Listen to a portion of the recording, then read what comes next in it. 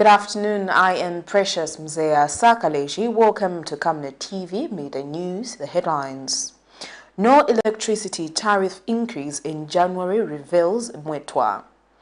OYV okays calls to reduce the defamation of the president law to a civil offense. Details coming through after this commercial.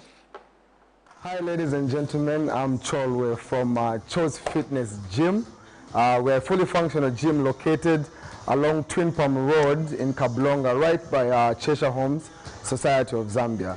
So we have various classes that happen from Monday to Friday. We have aerobics, we have boot camp, we have step aerobics, we have spinning, we have kettlebell classes. They happen from 18 to 19 hours every day, and we are open from 06 until 20 hours. That's Monday to Friday. Then Saturdays 6 to 12. And then Sundays we are closed, and most public holidays we are open 6 to 12. Camnet Stars Football Club, popularly known as the local national team, is inviting all skillfully gifted, talented and creative soccer players from across Zambia. Ages between 16 and 20 must come, train and join the club. The category of these gifted footballers have the chance to go and market their talent in Europe and USA through Camnet Stars Football Club, a team formed with a vision to produce quality international players. Please do not miss this brief open opportunity given to you. Camnet Stars Football Club could be your gateway to your international soccer career. Venue, Kablonga Boys Secondary School grounds. Date 12th December 2022 to 21st January 2023. Time 09 hours to 11 hours. Your time to shine is now.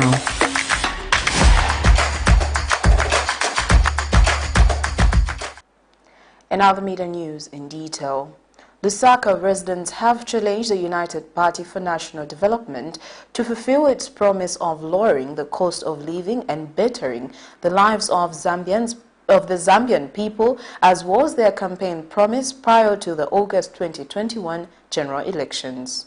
Many citizens in developing countries cannot afford to buy a bag of mealie meal or a bottle of cooking oil, but opt to buy these commodities in small measures day by day, as over 50% of the population live below the poverty line, according to statistics from the United Nations. Improving the living standards of ordinary Zambians is therefore one of the major promises of any political party vying for office, and was the same message carried out by the United Party for National Development UPND, which is now in office. As the year 2022 comes to an end, some Lusaka residents have given their thought on the living standards in Zambia more than 1 year after the UPND ascended to office. Some citizens spoken to feel that their lives have barely improved. Others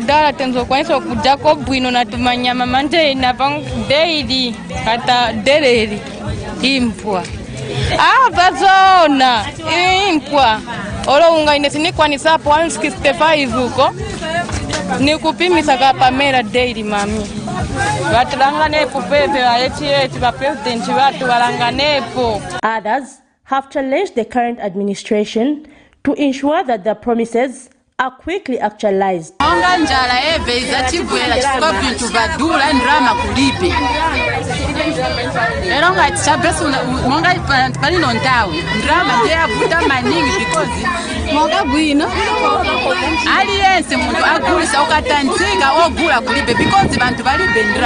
They say they are expectant for 2023, hoping that the situation will improve. Zipora Mshala, Camnet News, Lusaka. A financial analyst, Mwape Msonda, has predicted that the Zambian kwacha may further depreciate in 2023 due to the introduction of load management in the country, which is likely to slow down economic activities. Especially with the coming of the load shedding, we can immediately predict that the kwacha will again perform badly because of the load shedding that is in place. So my plea is that let the hours of load shedding be reduced to even about 3 hours per day, because we all know it's a fact that the productive number of hours in this country are about 8 hours. Any employee who reports for work works for 8 hours, majority of the employees in the country. So if people are going to report for work and then 8 hours, 6 hours is taken away from them because there is no power, then it means that the economy won't perform. So we urge the powers that be that please reduce the hours of load shedding, because this is going to highly impact on the kwacha to lose value against the dollar and the other convertible currencies, and which is going to result in negative economic growth. We don't want to go back to the days of where we had negative economic growth. We have seen that things are a bit stable, and we just urge the powers that be that let's control the issue of load shedding. Let's control also the issue of prices of fuel. If we control the energy sector, the economy performs well. It means that the kwacha is going to gain value, and generally our economic performance. United Party for National Development spokesperson Cornelius MWEETWA says no tariff adjustments will be made by the Energy Regulation Board in January 2023 until all recommendations and the study of the cost of service for ZESCO are done. The overall electrification rate in Zambia stands at less than 25%, with urban areas having the higher rate than rural areas, according to a study by the Policy Monitoring and Research Center in 2018, which still stands today, revealed that Zambia's electricity demand would triple by the year 2030 due to increased population. This demand inevitably means that government requires private sector investment into the energy sector to meet the rising demand in the country. These challenges have been identified by successful administrations and stakeholders through different studies, like the recent cost of service study conducted on ZESCO, which has highlighted ZESCO's status and its inability to meet the power demand, as well as the need to have private sector players in the energy sector. The study released recently has raised debate on whether the Energy Regulation Board will increase the tariffs or not. United Party for National Development Party spokesperson Cornelius MWEETWA says no immediate tariff increase will be effected as circulated in January 2022 until the necessary steps are taken. Mr. MWEETWA was speaking in Lusaka Sunday. January 2023, there is no anticipated increase or immediate increase or hike in ZESCO electricity tariffs. What is going to happen is that as a result of the cost of service study report being released in January 2023, it is expected that ZESCO, after review and consideration of recommendations contained in that report, will make an application to the Energy Regulation Board for a possible tariff adjustment, which will be reviewed and determined by the Energy Regulation Board and not by ZESCO. ZESCO simply makes a proposal for tariff adjustment.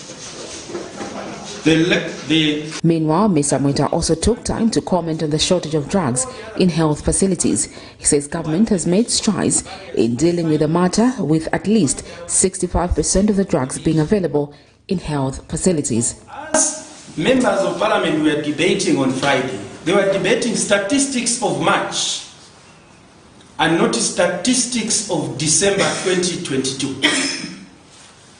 I have had the privilege and occasion to be reliably briefed by the Ministry of Health that the current state of stock levels of medicines in our health facilities has since improved to not less than 65%. They have recently carried out a survey which shows that the stock levels of medicines is hovering between 65, 75%, in some instances 80 to 90%, with the national average being at 75% as of this morning when I was being briefed ahead of this briefing.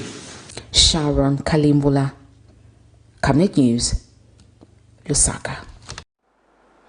Operation Young Vote Executive Director Mr. Ges Nyarenda says the willingness by President Hakainde Hichilema for the defamation of the President law to be decriminalized and reduced to a civil offense will help in enhancing Zambia's democracy. Democratic tenets such as the freedom of speech and expression have always been in conflict with certain laws in Zambia, among them the defamation of the President law. A number of politicians, both in recent times and over the past few years, have been summoned to answer charges pertaining to the defamation of the President, an offense which currently holds a criminal charge in the country. Stakeholders in the political circles have seen this as retrogressive to democracy, with some arguing that this law has been used to intimidate political opponents. As Zambia is reforming laws that have been seen as contradictory to democracy, some stakeholders have applauded the recent declaration by President Hakainde Hichilema that the criminal defamation of the President law is retrogressive to democracy and should be relooked. The head of state recently made these declarations during the 2022 Judiciary Conference. In an interview, Operation Young Vote Executive Director Ges Nyarenda has added his voice on the development, stating that dropping this law to a civil offense will greatly enhance democracy. So, of course, if one insulted me or any other person, I would get them for a civil case, and when they are found wanting, or if they are found wanting, then they are able to compensate me because of what they will have done. In the same vein, this is what it means. Then it will go for a civil litigation, and those that will be found wanting will be able to pay fines or compensation, so that at the end of the day we do not criminalize this aspect and totally obscure people from expressing themselves, but the expression should be there. Meanwhile, Republican Progressive Party RPP acting President Kesha Sakapelwa feels that stakeholders should be widely consulted on the matter. I think that would not be, we should find a mechanism and make amendments to this piece of legislation so that many people are educated, many people then would understand that the office of the President should be respected, and it's not a manner that which anybody can stand on any platform and insult the office of the President. I think these are the gist of information that should be broadcasted. Zambia is one of the few African democratic countries that are currently aiming at reaching universally accepted standards of what a democratic country should look like. Zipporah Mshala, Camnet News, Lusaka.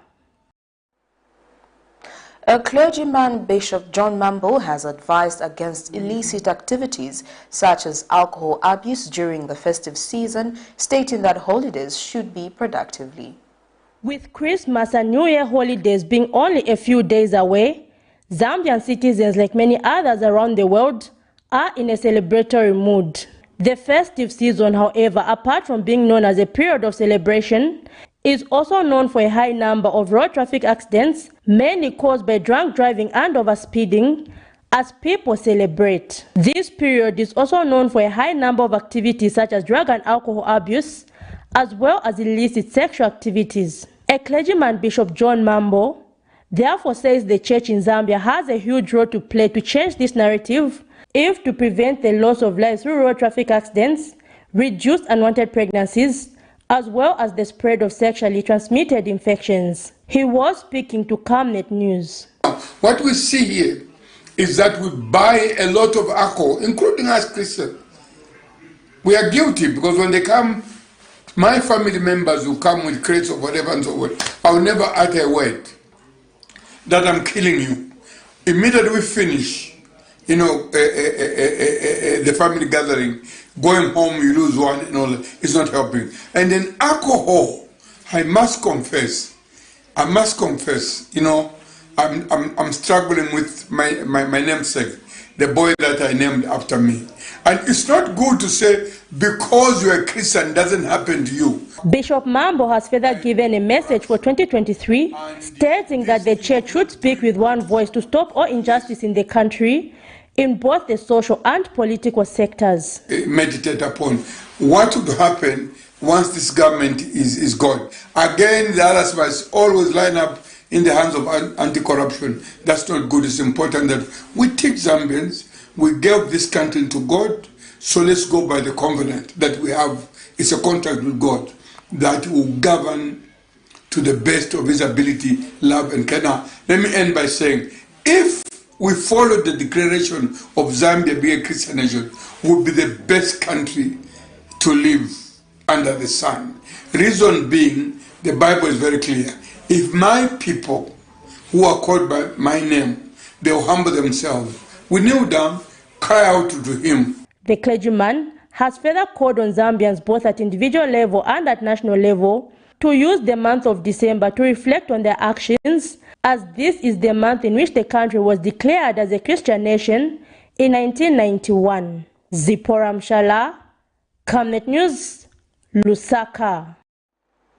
The news item brings us to the end of Camnet TV Media News, but before we go, here are the headlines once again. No electricity tariff increase in January, reveals MWEETWA. OIV okays calls to reduce the defamation of the President law to a civil offense. Thank you for watching. I am Precious Mzea Sakaleji. Compliments of the season and good afternoon.